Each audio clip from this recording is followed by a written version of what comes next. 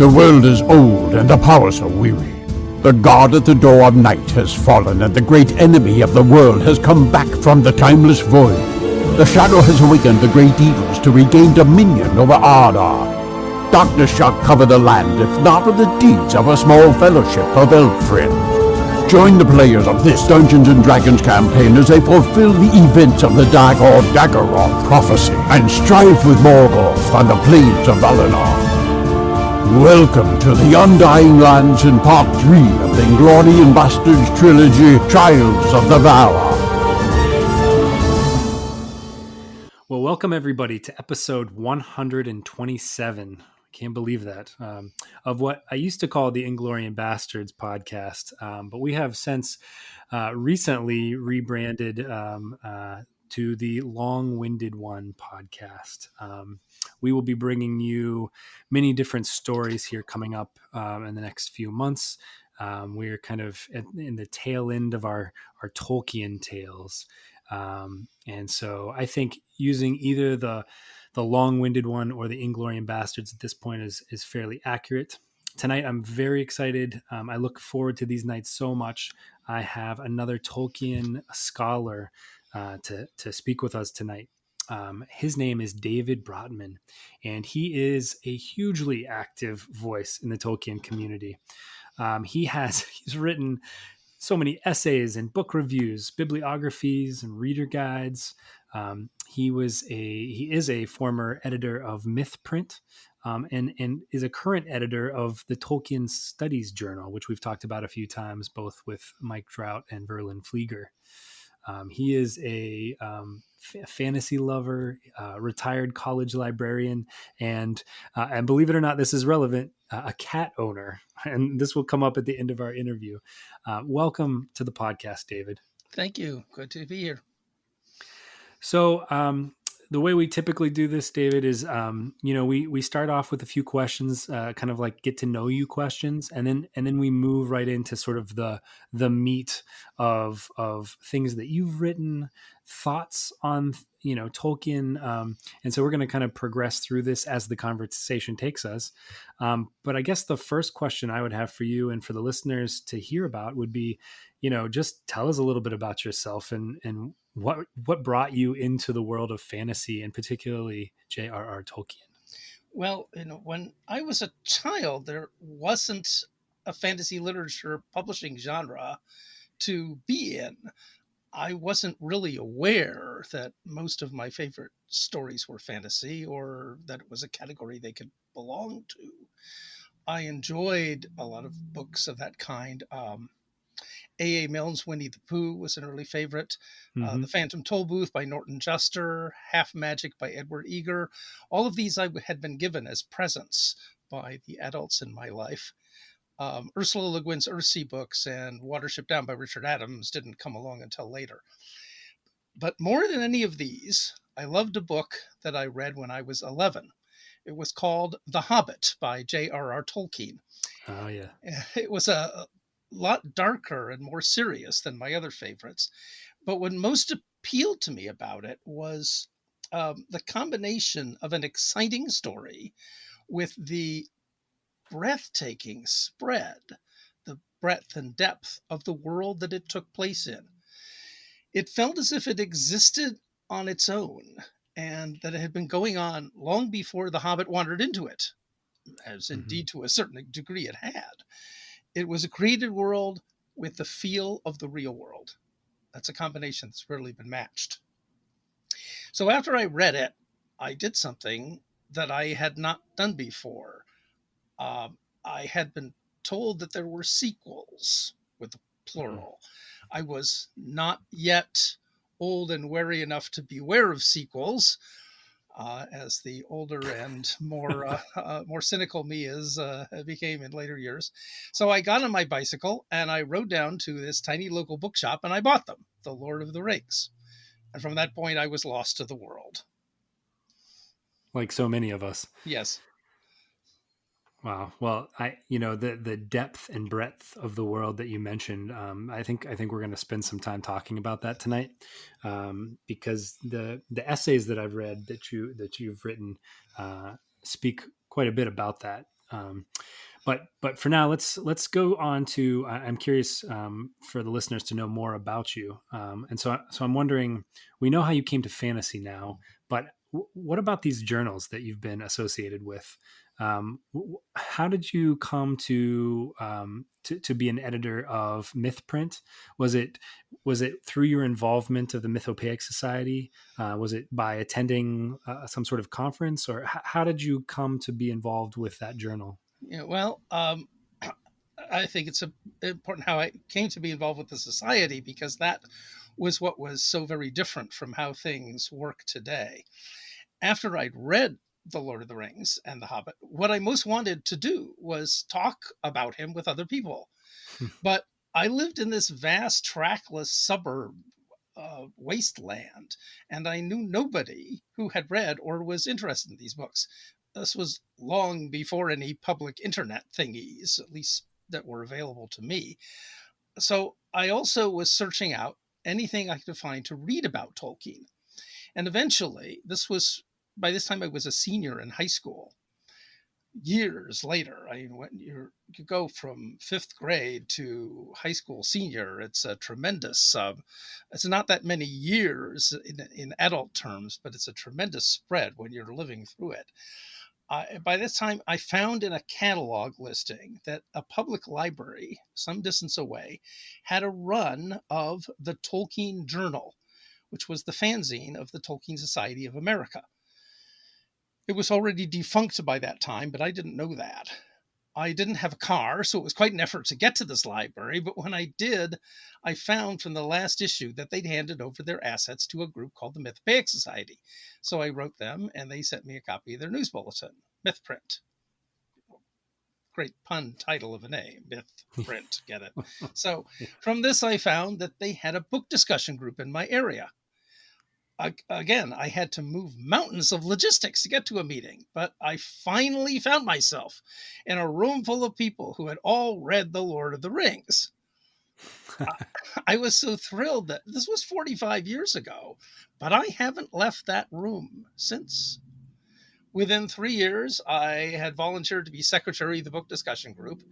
And in 5 years, I became editor of Mythprint, which essentially I volunteered when there was a vacancy.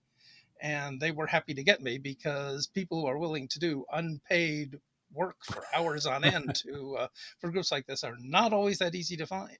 That's Of course, true. this was all while I was going to college. So it was a very active and expanding time of my life. I was just looking all over the place for things that I could do. And this was a place where I could be of actual help to the society, because they needed somebody to help clean up the situation that Mythprint had fallen into. It had been not been coming out regularly for a while, and they needed somebody who could put it back in order again, and I was willing to do that. And so, how long did you do that with the Mythopoeic Society? Well, I was an officer for about 20 years before I finally retired from it. The period that I was editor of Mythprint was 1980 to 1995.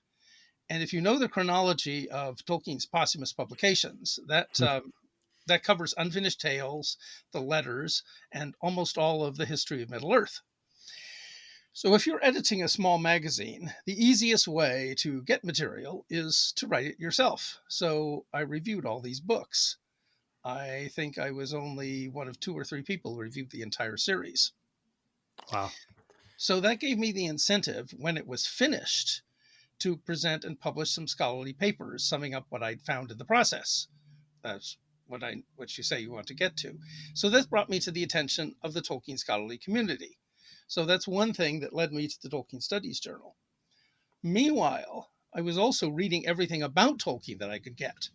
And I think it was in 1987 or so that I had an article published in Beyond Bree, which is another Tolkien fanzine, that was giving quick summary reviews of every book about Tolkien that had ever been published, because I'd read them all. Wow. At that time, there were about 50 of them. Now there's several 150. So it was these things that brought me to the attention of the editors of Tolkien Studies. After the journal started up in 2004, Doug Anderson, who was one of the founding editors, I already knew him well through scholarly contact. He asked me to write annual summaries of the scholarship on Tolkien for the journal based on the previous year's bibliography that they had published. He knew I read this literature, that I could summarize large quantities of it succinctly, which is not a common skill, it turns out, Mm-hmm. and that I could be blunt and caustic while doing it. So I looked through the first issue's bibliography. I saw that I had most of the books listed and that I'd read them all, so I agreed to do it. I called it The Year's Work in Tolkien Studies after a journal called The Year's Work in English Studies, which covers the study of English literature in the same way, and for which Tolkien himself wrote the chapter on language study for some years in the 1920s. So I worked closely with the editors, and then in 2013, I became the third co-editor of the journal, and eventually we worked out a system whereby I can coordinate a consortium of authors to write the year's work. I compile the bibliography, I divide the works up by topic, and then I hand them off. I write a couple sections myself to keep my hand in, and I put together what everybody else writes. So that's the main thing that I do for Tolkien studies, along with editing the review section and helping with the editing of the papers that we publish. Wow, that sounds like a lot of work, but something that you're passionate about. So in some Oh, ways, yes. you still haven't left that room, the room that you No. mentioned. That well, about that room, I think that it's not just the writings of Tolkien that keep people in that room that you mentioned. It's the group of people that tend to read and study Tolkien. I've remarked in several episodes where I've just been humbled by just the gracious spirit of Tolkien fans throughout the world. Would you agree with that? Oh, yes. I found, despite the fact that we have problems, we have arguments and so forth, I find working with the people in the Mythopoeic Society and in Tolkien scholarship in general to be generally a rather pleasant thing. I'm also active in science fiction fandom, and I find that also pleasant, but a much more prickly environment than Tolkien fandom. Sure, sure. So I have a question. So I read a few of your essays, and the first one that I'm going to bring up was called "The Literary Value of the History of Middle Earth." And in that essay, you talked about a number of things, but something that there was a term that sort of stood out to me, and rightfully so. It comes up quite a bit in discussions about Tolkien and his writings, and this is the idea of subcreation. And it's something that I haven't touched on in my podcast yet, and I haven't asked any of our experts about. So I was hoping that maybe you could touch on that. Yeah, subcreation was a word that Tolkien invented, I think. It was his term for what he was doing when he created his imaginary world. It comes from his essay on fairy stories, which is a sort of manifesto of his creative goals, though it was written before he began writing The Lord of the Rings. The term actually reflects his deep Christian beliefs. God created the world and humans within it in his image. So, Tolkien figured, if they're created in his image, they'll have the same urges and desires that he does. And God has the desire to create a world. So, humans will also have that desire to create. Except that as created beings, they'll do their creations within his creation. So it's a sub creation. So Tolkien's actually received some criticism for this from people who think that it's somehow theologically illegitimate for people to act in the imitation of God. But he believed, and he believed quite passionately, that fantasy making of this kind was a natural and justified human activity. What was vital for him was that the world be believable, and that meant logical consistency, over which he took much care in his own work. Of course, the reader doesn't really believe the subcreated world exists. But if you accept belief for the sake of reading the story, then the subcreation has succeeded. And since the belief exists only within the reading of the fiction, Tolkien called that secondary belief. So that's another term that's also become standard along with subcreation Hmm. in critical discussion of the subject. I guess I'm surprised that people would be critical of this. I mean, it seems human nature to try to describe and in elaborate form why we are here and to create stories for things. You know, it Well, seems. there is one critic, and I won't name him because I rather don't want to give him the publicity, who actually wrote a scathing criticism of Tolkien on the grounds that desiring to create another world was an implicit criticism of God's created world for being insufficient and was therefore an insult to God. Tolkien believed it was a credit to God, paying homage to God. It's a very different perception and perspective. Absolutely. Absolutely. And this some of this sort of came out in Tolkien's writings too, right? Like Mhm. the idea that Aule tried to create the dwarves, right? Oh, I mean, yes. Yes, he's a created being. He wishes to create. He's waiting for the children of Iluvatar to appear, and he can't wait. He's rather like somebody who's um, waiting for the Silmarillion to come out, and it hasn't come out yet, so they write a Silmarillion fan fiction or something like that. So Aule creates the dwarves. They are his fan fiction of the children of Iluvatar. Oh, that's great. I like that. So let's talk about some of Tolkien's creations, right? So let's look specifically at his writings that he wrote and rewrote and changed over the course of his life. And you look at some of these things, like I think I talked with Mike Drought about the 12 different versions of the Tale of Turin Turambar. Um, you know, and I think some of these look very different and read very different. And in your essay that I just mentioned, you have coined sort of three styles, I believe that, and you can correct me if I'm wrong, but I'm gonna try to cover it here. So there's an analytic style, an antique style, and a pendical style. I was wondering just if you could just give us maybe a brief overview of some of them, and if you have examples of some of those forms of writing, I'd love to hear them. Sure. If you're going to talk to me in my office, there's going to be piles of literally hundreds of books by and about Tolkien sitting around me in all directions, so I can certainly grab a few of those. This all comes from the History of Middle Earth, which is a series of 12 books. Well, if you include Unfinished Tales, it's 13 books that recount not so much the story of the elves in the history of Middle Earth itself, but the story of Tolkien writing about them.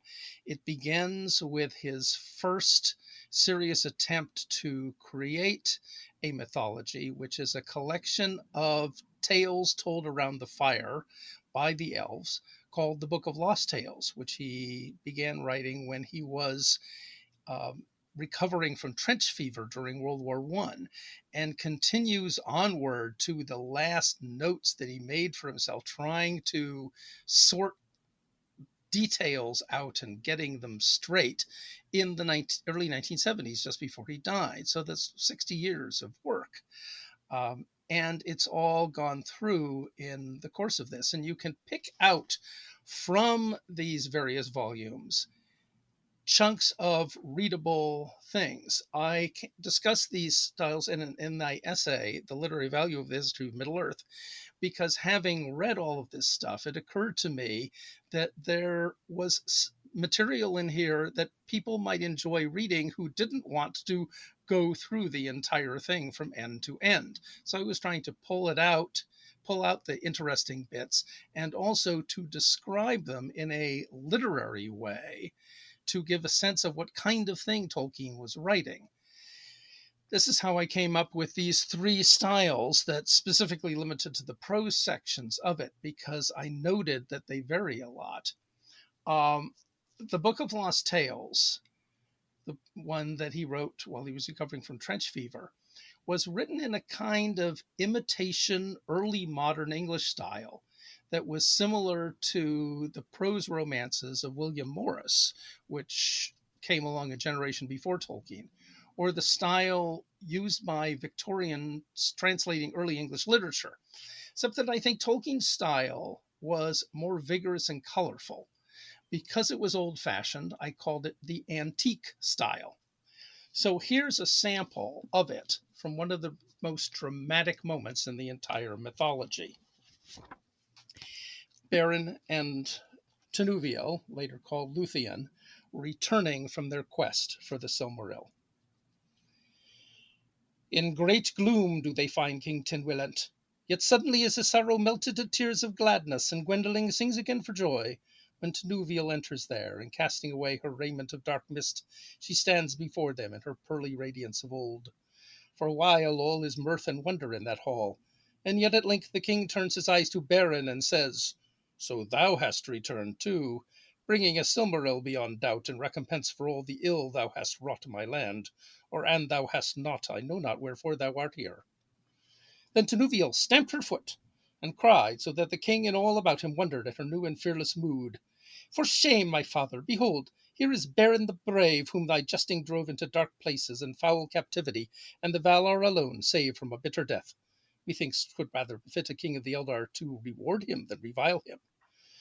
"Nay," said Beren, "the king thy father hath the right." "Lord," said he, "I have a Silmaril in my hand even now." "Show me then," said the king in amaze. "That I cannot," said Beren, "for my hand is not here." And he held forth his maimed arm. That's beautiful, but I can So, see where you got the antique name. yes. So I find it, this style to be, for the most part, very readable, despite its heavy use of antique constructions. So he says, and instead of if, for instance. But there was also a lot of usages of similar styles, even in The Hobbit, though they're not so conspicuous there. So in the 1920s and 30s, Tolkien took his prose narratives into a different style, which I called the annalistic style, because it was most typical of works he called the Annals, which were chronological accounts of the events of the Silmarillion, and they were modeled this time after genuine early English historical documents called the Anglo-Saxon Chronicles. The Chronicles are highly valuable historical documents, but they don't make gripping reading, and the same is often true of the Annals of Tolkien's, which tend to be a bit dry, fussy, and distant. Much of the Silmarillion as we have it is in this style, which is why Mhm. some people find it rather difficult to read. However, that shows the style at its best. At its worst, it sounds like this. "But as for the years of the trees and those that came after, one such year was longer than 9 such years as now are. For there were in each such year 12,000 hours. Yet the hours of the trees were each 7 times as long as is 1 hour of a full day upon Middle Earth from sunrise to sunrise, when light and dark are equally divided. Therefore each day of the Valar endured for 84 of our hours, and each year for 84,000, which is as much as 3,500 of our days, and is somewhat more than our 9.5 of our years." Anyway, you get the idea. Yeah, it's like he was taking notes Yes, in this some is like ways. one of a number of places where Tolkien gets kind of bogged down in what he's writing about and he can't get out. There is a classic case of this in The Lord of the Rings itself, and you find this from reading um, the drafts of The Lord of the Rings that are incorporated into the history of Middle Earth. When Tolkien got to the spot where Gandalf and Theoden find Merry and Pippin sitting in the ruins of Isengard, Merry starts burbling away about uh, hobbits and their pipeweed, because Theoden is interested by the fact that the hobbits spout smoke from their mouths, which he hadn't seen before. And he goes on and on and on about it, and Gandalf interrupts him to stop it. Well, Gandalf is actually interrupting Tolkien because Tolkien had written so much about this that he realized he'd gone away from himself. And most of the material on pipeweed in the introduction, the prologue to The Lord of the Rings, is transferred there from the ruins of Isengard because Tolkien realized that he'd run away with himself. And that's what's going on here with the calendars. So after writing the Lord of the Rings and essentially teaching himself how to write a long and full adult narrative, Tolkien began to use a much clearer, natural, and flowing style that he developed, especially in the appendices to that book, the nonfiction style narratives about the history of Gondor and such places. So I call it the appendical style. So here from Unfinished Tales is a bit from the encounter of Aldarion, the crown prince of Numenor, with his betrothed Erendis.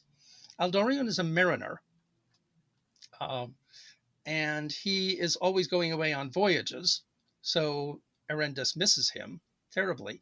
But the other thing that concerns her is she loves trees for their own sake, whereas Aldarion loves them because he can grow them and then cut them down to build ships with, which doesn't really appeal to Erendis very much because not only does it hurt the trees, but it also takes him away from her. So they come to a nice peaceful spot in the middle of the Isle of Numenor. There Erendis spoke to Eldarion and said, "Here could I be at ease." "You shall dwell where you will as wife of the king's heir," says Eldarion, "and as queen in many fair houses, such as you desire." "When you are king, I shall be old," said Erendis. "Where will the king's heir dwell meanwhile?" "With his wife," said Eldarion, "when his labors allow, if she cannot share in them." "I will not share my husband with the Lady Uinen," said Erendis. Uinen, I should add, is the Maya of the oceans. "That is a twisted saying," said Eldarion. "As well might I say that I would not share my wife with the Lord Orome of forests, because she loves trees that grow wild." "Indeed you would not," said Erendis, "for you would fell any wood as a gift to Uinen, if you had a mind." "Name any tree that you love, and it shall stand till it dies," said Eldarion. "I love all that grow in this isle," said Erendis. So that should be enough to convince you that Erendis is the greatest female character Tolkien ever wrote. It's a shame that most people have never heard of her. Well, I'm kind of wondering, and you've probably had this discussion with somebody, the new series that's going to come out on Amazon. I'm wondering if it won't follow Aldarion. I think that Well, would be yeah, a rich topic. it might. And I have no idea what it's going to be about, except that somewhere they have drawn a line, and it's not exactly clear where it is as to what they're a line across the timeline of Tolkien's Legendarium. As to what they're allowed to use and what they're not allowed to use. But certainly there's a lot of room in the Second Age to tell stories about, and the story of Eldarion and Erendis is the longest and most detailed and most novelistic story that Tolkien wrote about that period of his history. So I think it would make a very good movie if somebody had the wit and the taste to do it in a way that was respectful of Tolkien. Absolutely. Absolutely. And they would take a lot of flack if they were not respectful. Yes. So you mentioned it's funny that you mentioned Unfinished Tales and Aldarion. It's actually what I wanted to transition to now. So believe it or not, Unfinished Tales, the book that I have here in my hand right now, that that has not come up on the podcast either. And I'm curious. It has kind of I don't know, has some similarities to the the histories of Middle Earth that we've talked about. It seems like maybe you drew some parallels to the 12th book of the history of Middle Earth called The Peoples of Middle Earth. But I'm curious, what really sets Unfinished Tales apart from some of the other books of the histories of Middle Earth? Well, Unfinished Tales came out before the History of Middle Earth did, and that's, I think, an important point. So, Christopher Tolkien was appointed his father's executor, and so when his father died in 1973, his son was faced with this vast array of his father's manuscripts. And the big question was how to excerpt and arrange them for publication. So the first thing he knew is that he had to publish a book called The Silmarillion, because everybody had been waiting for it for 20 years since it had been first mentioned in the appendices to The Lord of the Rings. So he did that by taking the latest versions of the stories of that period of Middle Earth's history and basically arranging them, taking a snapshot of the latest versions of each one, some of which were quite recent, some of which, especially near the end of the story, dated back to the 1930s before a major recasting of the mythology had been done. So we had to tinker with things a bit and also fill in some holes in order to get a continuous narrative about it. But the continuous narrative aspect of it was essentially a recreation. But there were also a lot of other stories, most of them either ancillary works or else more detailed coverages of material that the Silmarillion didn't cover in that much amount of detail. He didn't want to jump back and forth within the text of the Silmarillion, that were completed or that were polished as far as they went, even though they weren't finished, thus unfinished tales. And he thought that this would make some useful reading. So he put this together as a collection of the juicy bits, the most polished and most completed stories that were written after The Lord of the Rings had been completed, which meant they were mostly consistent with it in terms of the facts of the subcreation. They didn't need further explanation, so they could be read by people who didn't want to go any further. And what's more, they're the ones that had the answers to the subcreational questions that people most wanted to know. This is the book that tells you who the other two wizards were, and it gives you the chronology of Numenor and the map of Numenor and all of that stuff that you want to know. Some of it taken from essays. It also contains the version of the Narn, which is the story of Turin Turambar from the Silmarillion and the tragic tale of him and his parents and sister. In more detail. This was eventually taken back out of Unfinished Tales, repolished, and other material added to it, and published as a book called The Children of Hurin. Yes. So Unfinished Tales is like a pre-existing volume 13 of the history of Middle-earth, fuller material which goes along with the more fragmentary ones that were left behind for parts 2 through 4 of the Peoples of Middle-earth. Part 1 of the Peoples of Middle-earth is a consideration of the appendices to The Lord of the Rings, most of which were written after The Lord of the Rings itself had been finished. The thing that sticks, thing I remember most about Unfinished Tales were the juicy details of Galadriel, Celeborn, and Celebrimbor. Yes, that part is a little bit different from the other because Tolkien never entirely established who, especially Celeborn, who Celeborn actually was and how they fit into the mythology. Galadriel and Celeborn were created in the writing of The Lord of the Rings, and then they had to be fit back into the Silmarillion. That was one of the changes in the structure of the story that Tolkien made after he wrote The Lord of the Rings. And he never quite completed that. So Christopher Tolkien tentatively stuck his toe out in showing you a part of the history that had never been definitively established. That's the only place in Unfinished Tales where he does that. The history of Middle-earth, however, is full of that. It begins with the Book of Lost Tales, which contains the same stories and some of the same characters, but the names are different, the events are different, the type of things they are different. Beren is an elf rather than a man, for instance. Yeah. And so many other things are entirely different. The style of everything happening is different, as you could tell from that excerpt that I read of Beren and Luthien encountering her father. And so you're plunged right in that case, and with the history of Middle-earth, you're plunged totally into the fact that this is a created world that Tolkien is working out as he writes. And once you do that, you can no longer really think of it as something that actually might exist out there. It is the act of a writer inventing it. And since I think the greatest thing about it is that it was the creation of a single writer, it's helpful to bring that fact out.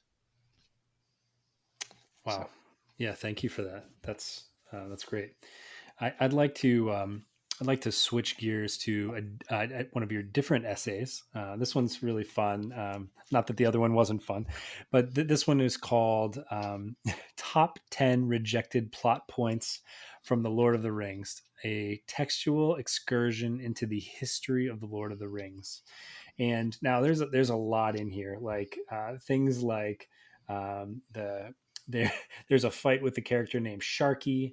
You have things like Boromir betraying going farther and actually betraying Aragorn, Treebeard kidnapping Gandalf, Eowyn marrying Aragorn. These are all things mentioned in this article. However, the thing that actually stood out the most and just really touched me was a description of elven magic that you talk about in this essay. And you're welcome to talk about some of these other things that I mentioned too. But really, I'd like to quote you in quoting both Sam and Frodo here. You mentioned when Sam says, speaking of magic, it's right down deep where I can't lay my hands on it in a manner of speaking. You can't see nobody working it. And then Frodo says, you can see and feel it everywhere. And then you go on to say, that is the essence of elven magic. It is there and you can feel it, but not measure it. There is no clever gold watch or a man behind the curtain. And I just thought that was just such an excellent way to describe the feeling of magic in this world, in this room that you talked about that we're in.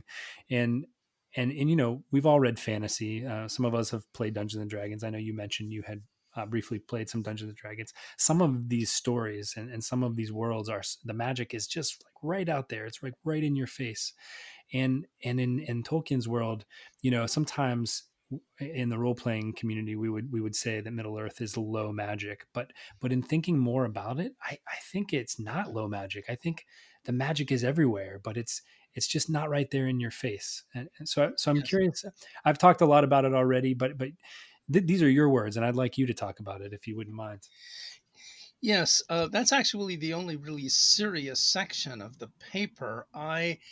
It had occurred to me that there were so many ideas that Tolkien spun off while he was working on The Lord of the Rings, some of which were pretty dreadful, um, or even comical.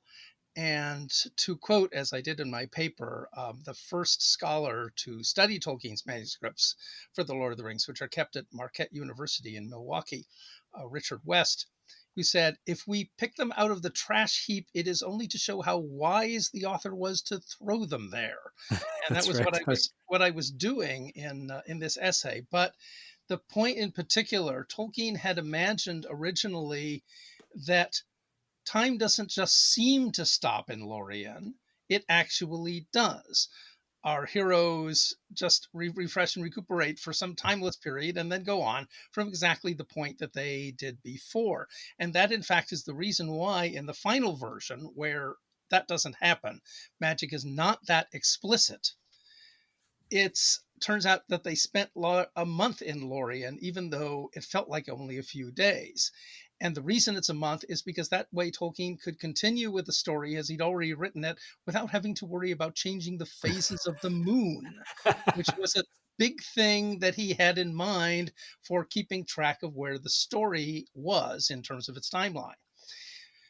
So, as far as using the magic is concerned, the way Tolkien differs from so many fantasy authors is that he doesn't treat magic as a branch of engineering.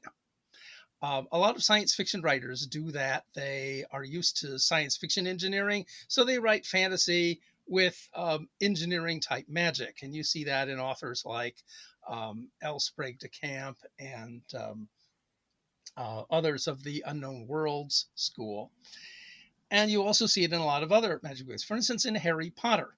In Harry Potter, you cast a spell and it happens automatically. Or if it doesn't work, something has gone wrong, which you can diagnose and fix, like a mechanic fixing a car. Tolkien doesn't do that. For a wizard, Gandalf casts very few spells. Mhm. He leads, and he doesn't always know exactly what he can do it. He leads by exhortation and inspiration, and not by zapping Sauron with mighty bolts, although he probably could do it. For one thing, he's forbidden from winning his side's battles for them. That's not what he was sent to do. The people that he leads must put forth their own supreme effort. But if they do, he and the Valar will help them. You can see this particularly in Frodo's journey in Mordor. He can't, just waft to the mountain without effort. But if he puts forth his utmost, his fate will come to his aid. And you can see that happening. So the clearest statement of Tolkien's view of magic comes from Galadriel. So Frodo and Sam are in Lorien. Sam asks her to show him some elf magic. By magic, he means something that would be supernatural to a hobbit, the way we would use the word. But this definition doesn't make any sense to Galadriel because it classes her mirror with the deceits of Sauron. To her, those are totally different because of their purpose. She's not out to deceive, she's out to preserve her land and to preserve its wonderment. To her, all the elves' activities are for that purpose, whether they would appear supernatural to a hobbit or not. You see this in the result because there's no real line between magic and not magic. Is Galadriel's rope, for instance, magic or not? It's hard to tell. The elves are out to create an atmosphere, a realm of beauty and wonder, and they have many skills to achieve this. That's what Tolkien was trying to convey. He was not trying to write a story about magic. So, Wow. I felt bad the whole time you were describing this, that I took the one serious thing out of your article and focused on that. But it was something that I've been trying to figure out the whole time reading the Lord of the Rings and the Silmarillion and being immersed in this world. It's just, yeah. it seems that magic in terms of elven magic is caught up in historic knowledge and language, anyway. That's I think that's a very important thing in studying a lot of the fantasy. There's a standard definition of fantasy that it's stories with magic in them, and I find when I look at many of the great fantasies, yes, they have magic in them, but very few of them are about magic. They don't put the magic in the center. It's just something that happens to happen um, along the way. It's part of the setting, it's part of the background, the mise en scene, and it's not what the story is about in most of these cases. And the Okay. same is true if you define a high fantasy as one taking place in an imaginary world. Again, they do take place in imaginary worlds, most of them. Some of them it's a little hard to tell. A story like The Once and Future King or Mervyn Peake's Gormenghast don't really qualify by that account, but most people consider them high fantasy. Hmm. But they even if they do take place in imaginary worlds, it's not usually about the world as such. Although in Tolkien's case, you could say that it is. And he is definitely creating both this deep sense of time and this sense of place that are both very critical to his work. Hmm. Well, I think that is an excellent transition point, as I am going to talk about time and place here now. And I have a question for you. This is kind of where in the interview I'm going to shift to things that happen in the storyline from my podcast. And this is also where we can have a lot of fun, where you can choose to go on a journey with us and sort of talk about your beliefs, and whether something is plausible or not. And again, my feelings won't be hurt if what I'm saying is not plausible. But this particular time and place that I'm choosing to talk about is about a creature that the characters are going to meet soon, named Ungoliant. And you're going to say to yourself, that's very strange, because Ungoliant's been gone for a very long time. And so I guess at this point in the story, as we know, Ungoliant sort of soiled the two trees in the wells of Varda, and then grew to this huge size and sort of took off and scared Morgoth quite a bit. And it is said, I believe, that she either sort of, because of her great hunger, devoured herself, or headed south somewhere, maybe the Darklands, where she had a foul offspring like Shelob, possibly. And so at this point in my characters are doing what we call the trials of the Valar, where they're sort of, each Valar has a particular task for the characters to do in order to bring about this last battle, the Dagor-Dagorath. And one of the things that they must do in order to rekindle the two trees is to fill the wells of Varda. And one way to do that would be to sort of reclaim that from Ungoliant. At least so goes my story. And so the thing that I wanted to ask you, just as a very knowledgeable scholar in Tolkien's Legendarium, is this something that is the fate of Ungoliant definitive? Is this something that could happen? And anything else you want to add to this? Yeah, to speak specifically about that, I think that one of the great things about Tolkien's world is that, like the real world, it's not completely known. There are loose edges and blank spots. What the Silmarillion actually says about Ungoliant, I looked this up, it says, "Of the fate of Ungoliant no tale tells, yet some have said that she ended long ago, when in her uttermost famine she devoured herself at last." But just because some have said something in Tolkien doesn't mean that it's true. Tolkien actually wrote some stories that were mannish misunderstandings of what the elves had told them. His mythology was that layered and complex, that these stories are erroneous within the invented universe, but they're what some people thought. Mm-hmm. I think it's vital to the flavor of the story that we don't know some things. They're a mystery. Tom Bombadil, for instance, it was created specifically as a mystery. If you go around saying, "Oh, well, he's clearly the Vala Aule or something," you have missed the point. We don't know what Bombadil was. He just is, as Goldberry says of him. Um, as far as Ungoliant is concerned, it says no tale tells her fate, and that's an end on it. But that doesn't prevent you from speculating. I think you could go either way with Ungoliant if you want to come up with something for your own story.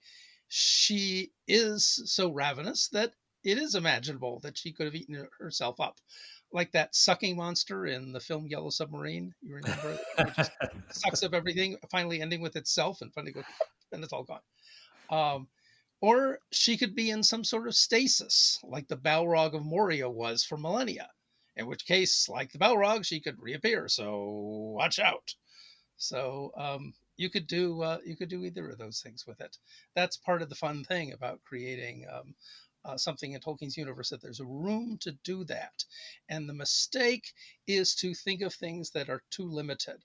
I once read a uh, critique of the characters in the invented world, not of Tolkien writing it, but of the invented world itself, which criticized the White Council for not having realized earlier that the necromancer in Dol Guldur in The Hobbit was actually Sauron, on the grounds that who else could it be?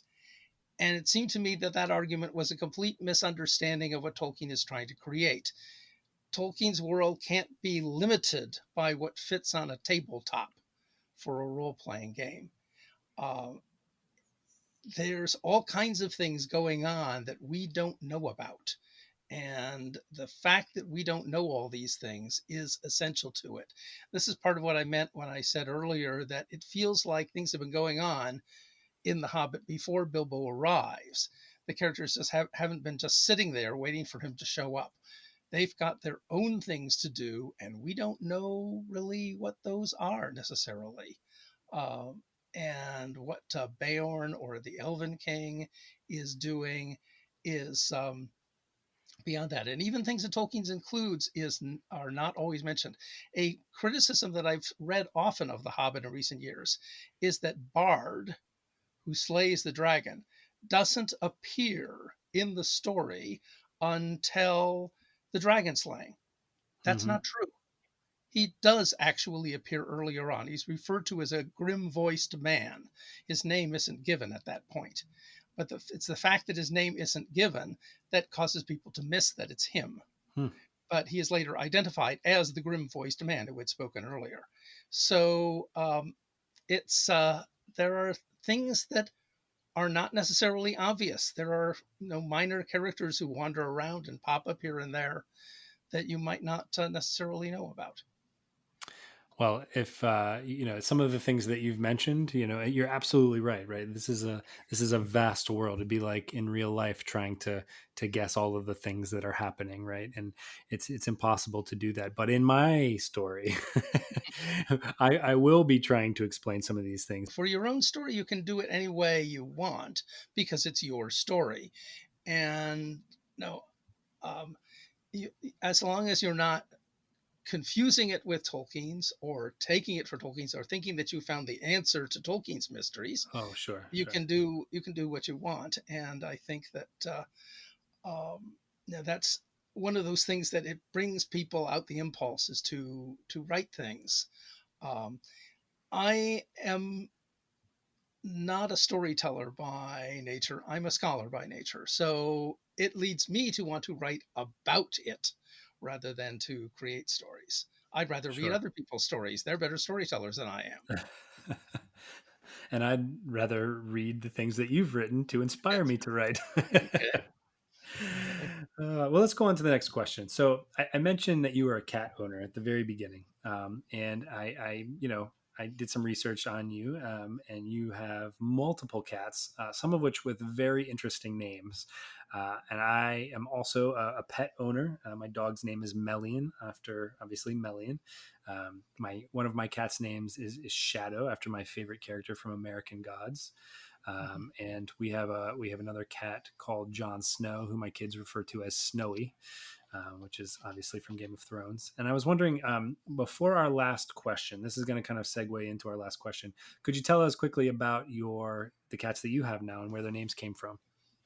Yeah. Well, we have at any given time only two cats, and I like to say that it's to keep them from outvoting us. Um, but really, taking care of cats is especially when the cats want lots of attention. So, um, so my wife and I are great readers, and we have always given our cats literary names. Currently, we have Tybalt, which comes from Romeo and Juliet. Mm-hmm. He, in turn, is named for Tybert, the king of cats in the fable Reynard the Fox, which is why other characters in Romeo and Juliet make cat references about him. Ah, Our Tybalt is a lively and active little guy, so we thought it an appropriate name. And we have Maya, who's named for one of the Pleiades, the star cluster, the one who comes down from the heavens to do her Christmas shopping in P.L. Travers' Mary Poppins. It's not in the movie. That's my favorite chapter in the book, actually. And our Maya arrived just after Christmas, so we gave her that name. do you have any names picked out for any future cats, or No, do you just base it on we'll wait. personality? We'll wait and see what happens to hit us at the time. Past things that we did have a cat named Pippin once from The Lord of the Rings, and you mentioned you have a cat named Shadow. When I was in college, I had a cat named Shadow, which was named by my roommate after Moon Shadow, the Cat Stevens song. So Ah. Well, so the reason I bring this up is because the characters in my story have just met with a very old Queen Beruthiel and her mm, cats. And so in my story, again, I'm not trying to. I've been very careful to make sure I don't step on anything that Tolkien had actually set in stone. But some of these little Easter eggs or breadcrumbs that Tolkien left out there, I tried to nibble and gobble those up in some places. And so in my story, after Queen Beruthiel is kicked out of Gondor, in my story, she doesn't make it back home. She ends up finding the part of Numenor, the highest point called Meneltarma, which is sticking up above the water, and there she has found a part of a white tree or a sapling of one of the white trees, and believe it or not, the axe of Tuor. And so the characters go there and they meet her.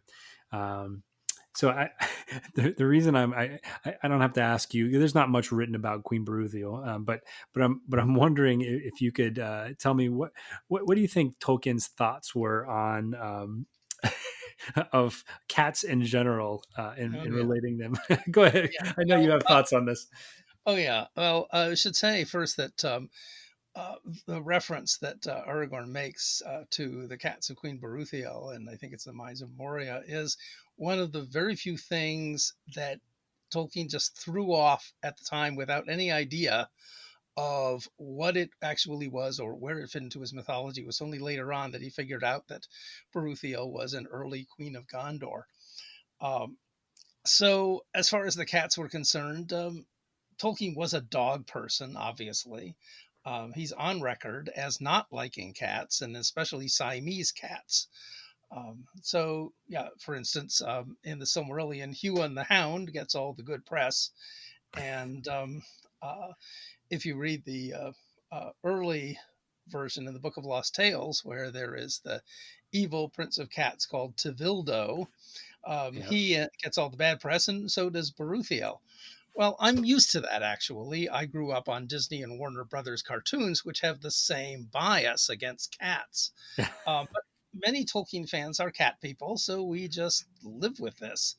I still like the great scenes in the Book of Lost Tales and Tevildo and his thanes lounging around their palace, um, being very cat like in a rather negative way. So it's in a way, it's not surprising. Tolkien expressed a lot of his own taste in his fiction. In particular, he gave some of his own taste literally to hobbits, for instance, including loving mushrooms. Yeah. So Tolkien picnics are full of mushroom dishes. I don't like mushrooms. I And agree with you. sometimes people give me odd looks. So maybe I'm not a real Tolkien fan after all if I don't like mushrooms. So when that comes up, I say, how many of you smoke tobacco? Because that's another rabid hobbit taste. But few of these people do, so that quiets them up real fast. You don't have to like everything that Tolkien liked. So it's okay to be different from him. Uh, and in fact, Tolkien was very picky on a number of things that don't seem to bother his fans very much at all. When the, for instance, the hobbits in the Lord of the Rings movies are Irish peasants rather than English. And that would have bothered Tolkien very deeply, but I don't think it bothers very many people who see the movie. Yeah. So, Interesting. Interesting. Well, David, I've kept you for probably almost an hour at this point, and I want to just thank you for having this discussion with me. And it's been really great. Is there anything that you'd like to mention? Things that you have coming up? Things that you're excited about? Um, well, it's been announced that I'm to be the scholar guest of honor at the next MythCon, the conference of the Mythopaic Society, which was going to be this summer, but it's been postponed till next year. And that's quite an honor. Many of the people that you've interviewed so far have been guests, or that you have coming up, are going. Have been guests of honor at MythCon at one time or another, and it's an honor to be in their company. And I would certainly hope that some of your listeners might be interested in coming next July to the university. Actually, it's not at the university; it's sponsored by it. To Albuquerque, New Mexico, where MythCon is going to be, because I find it always a grand and glorious gathering of people who love Tolkien and C.S. Lewis, who is also one of our special interests, and a great place to have conversations in real time with people. So once we're all allowed to get back together again in person in real time, this is the first thing that I'm planning on going to. Well, I will put the link to that event in this description. So, and if I can make it, I will be there. Okay. All right, Okay. David. Well, that would be delightful. Okay. Thank you so much for coming, David. Sure thing. Good night. Good night. Though this marks the end of the episode, the road goes ever on. Until next time, join us at longwinded.one and consider giving us a review on Apple Music, Spotify, or really whichever platform you choose.